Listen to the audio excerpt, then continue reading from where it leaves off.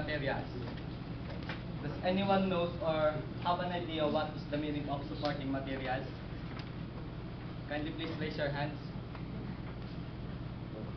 Okay.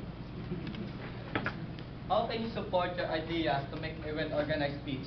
I'm Marco Paulo A. Chavez, entitled to inform you on some basic know about how to give supporting materials regarding a specific topic.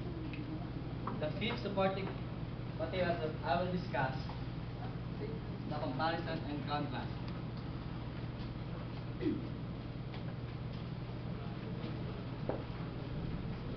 First, I want to define what is comparison and contrast. Comparison is shows how two or more items are alike, and contrast showing two or more items are different. According to Gregory Hamilton, by giving many points of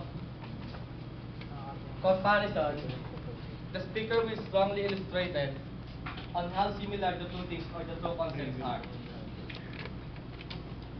The next supporting materials that I will discuss is the analogy.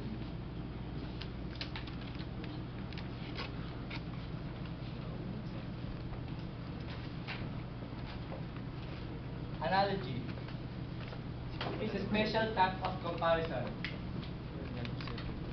which explains a concept by likening to something that is at first glance quite different. How do analogies differ from ordinary comparison?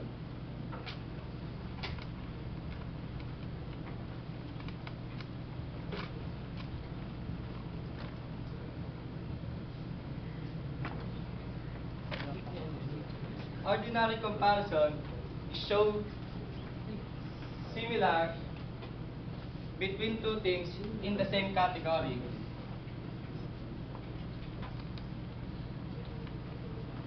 While the analogy it is show between two things in different categories.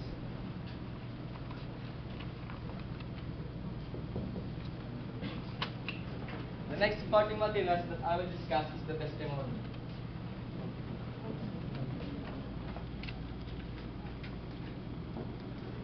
Testimony involves utilize words or opinions of others to support your materials, to support your ideas. According to Gregory Hamilton, there are three ways on how to use testimony. The first is good verbatim. It means that to cite a word, to cite a exact word by using a source. Next is the summarize. It means that to give a substance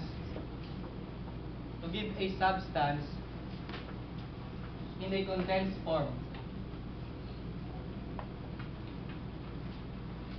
So what do you mean by condensed form? It is a piece of information that has been made shorter. And the third one is the paraphrase.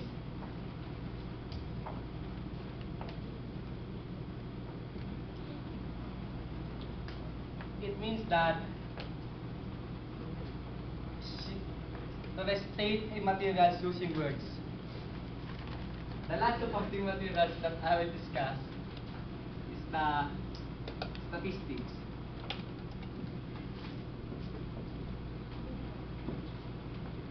Statistics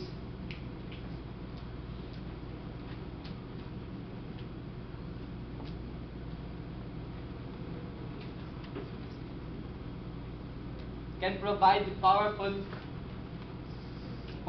to support your ideas. Statistics. Then they can also misuse even either